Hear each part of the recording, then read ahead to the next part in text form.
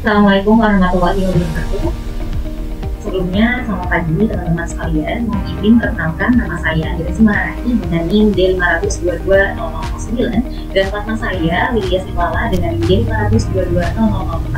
Kali ini kami akan presentasikan proposal penelitian kami berjudul efektivitas karbon aktif kulit kopi robusta dan eceng gondok dalam menurunkan kadar amonia pada C tahu dengan dosen pembimbing Ibu Siti Fatimah SSI MSc.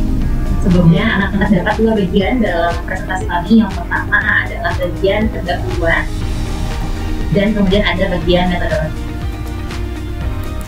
Bagian yang pertama adalah pendahuluan. Yang akan dibahas pada pendahuluan ini yaitu latar belakang, state of the art, rumusan masalah, dan juga tujuan. Yang pertama adalah latar belakang masalah. Yang melatar belakangi dilakukannya penyusunan proposal ini sangat berkaitan erat dengan masalah yang ada di tempat tinggal peneliti, yaitu di Desa Jubelan, Kabupaten Semarang, yang beberapa masyarakat di desa tersebut memiliki pabrik tahu karena dinilai tahu adalah salah satu usaha yang sangat potensial. Namun, karena adanya pabrik tahu tersebut, timbul beberapa masalah lingkungan karena pemilik pabrik tahu melakukan pembuangan limbah secara sembarangan yang mengakibatkan bau tidak sedap di area sekitar sungai yang ada di desa tersebut. Nah, sebenarnya bau tidak sedap tersebut merupakan indikator adanya amonia di dalam suatu perairan. Industri tahu sendiri menghasilkan limbah cair dengan kadar amonia yang sangat tinggi, lebih dari 33 mg per liter, yaitu melebihi batas amannya sekitar 8 mg per liter.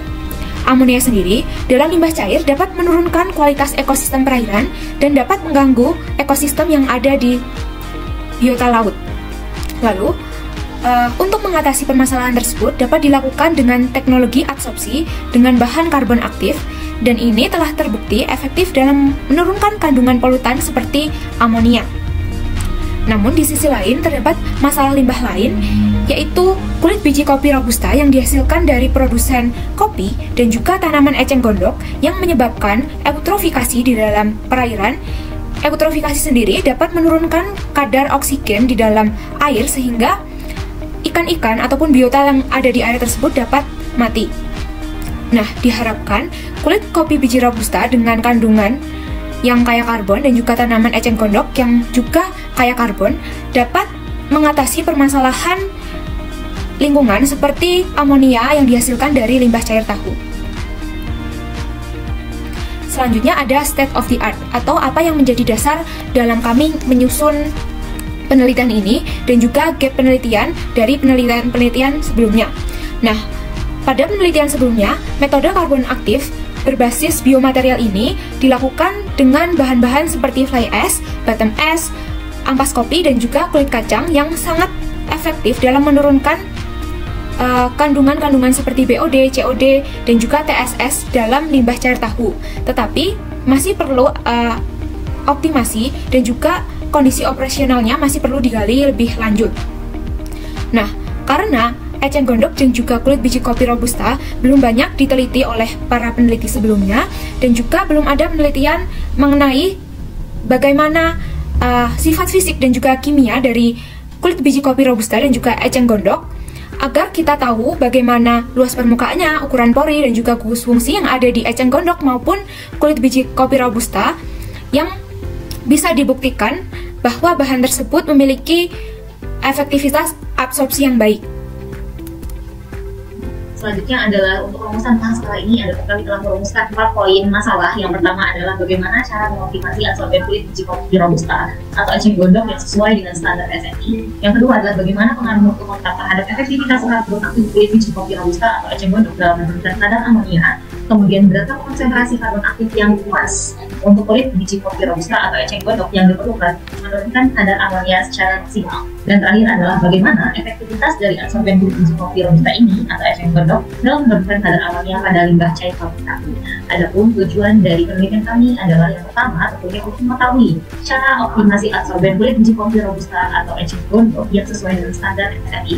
Yang kedua adalah untuk mengetahui bagaimana pengaruh waktu kontak terhadap efektivitas karbon aktif kulit biji kopi robusta atau eceng gondok dalam menurunkan kadar amonia.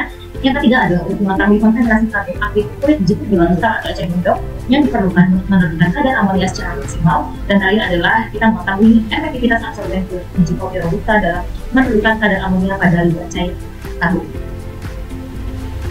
Lalu untuk bagian kedua ada metodologi yang terdiri dari rancangan penelitian, tahapan penelitian, cara kerja, dan risk assessment.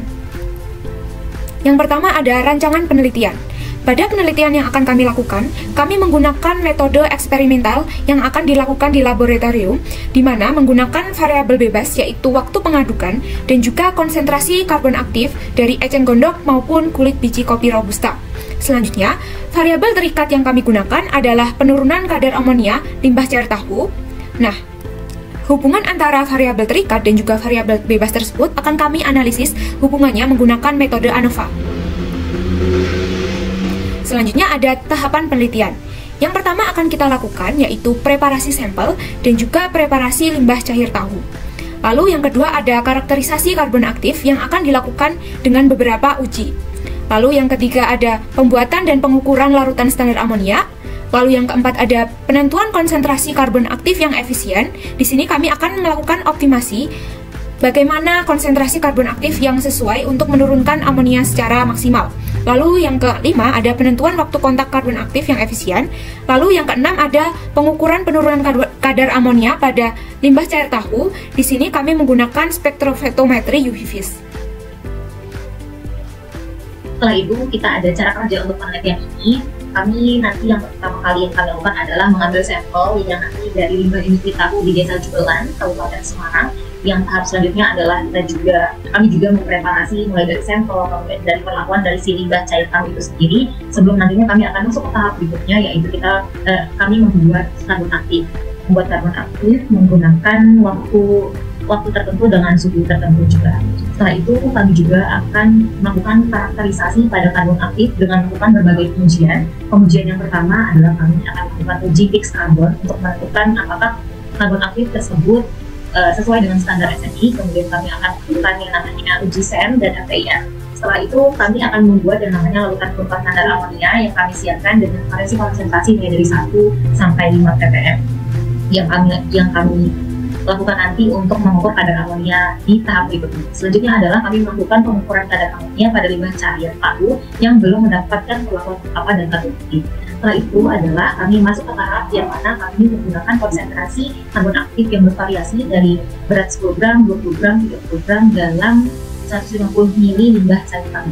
Setelah itu, setelah memvariasikan konsentrasinya, kami pula memvariasikan waktunya dengan masing-masing waktu yang diaduk pada kecepatan tertentu dengan waktu 15 menit, 20 menit, dan 30 menit. Setelah kami melakukan itu, kami akan mengukur kadar amonia yang telah mendapatkan perlakuan absorpsi dari karbon aktif menggunakan spektrofotometri UV-Vis. Selanjutnya ada risk assessment yang terdapat aspek yang pertama ada teknis, kesehatan dan keselamatan, lingkungan, logistik, dan juga finansial yang sudah kami pertimbangkan dari segi resiko, kemungkinan, dampak, dan juga mitigasi dalam kami nantinya melakukan penelitian ini. Kemudian kami juga akan memiliki yang namanya metode analisis jadwal penelitian. Pertama adalah metode analisis yang akan kami gunakan adalah yang pertama adalah dengan menggunakan instrumentasi spektrofotometri UV-Vis, di mana pada dasarnya cara kerja di spektrofotometri UV-Vis adalah interaksi cahaya dengan molekul dalam sampel, di mana nanti molekul itu akan menyerap satu panjang gelombang dari cahaya tertentu sesuai dengan transisi energi elektroniknya. Nah, di sini nantinya limbah cair tahu itu akan direaksikan menggunakan metode Nessler atau menggunakan larutan Nessler. Dia mengantarkan reaksi antara ion amonia NH+ dengan larutan Nessler atau kalium merkuri iodida dalam kondisi basah yang nantinya akan menghasilkan senyawa kompleks berwarna kuning dan coklat jika dia terdeteksi memiliki kadar amonia dalam ukuran tertentu. Kemudian kami juga akan melakukan metode analisis yang kedua adalah metode analisis ANOVA atau Rapid Covariance, di mana ANOVA ini adalah satu metode statistik yang kami gunakan untuk membandingkan rata-rata lebih dari 2 kelompok data. Nah, adanya metode analisis ini kami akan mengetahui bahwa apakah ada hubungan antara konsentrasi karbon aktif dan waktu kontak karbon aktif pada penurunannya terhadap kadar amonia limbah cair dengan software Microsoft Excel. Selanjutnya ada jadwal penelitian yang terdiri dari 6 jenis kegiatan. Yang pertama ada preparasi sampel dan pembuatan karbon aktif dari kulit biji kopi Robusta maupun tanaman eceng gondok yang akan kami lakukan selama 2 bulan. Lalu yang kedua ada karakterisasi karbon aktif yang akan kami lakukan setelah adanya preparasi sampel yaitu pada bulan ketiga.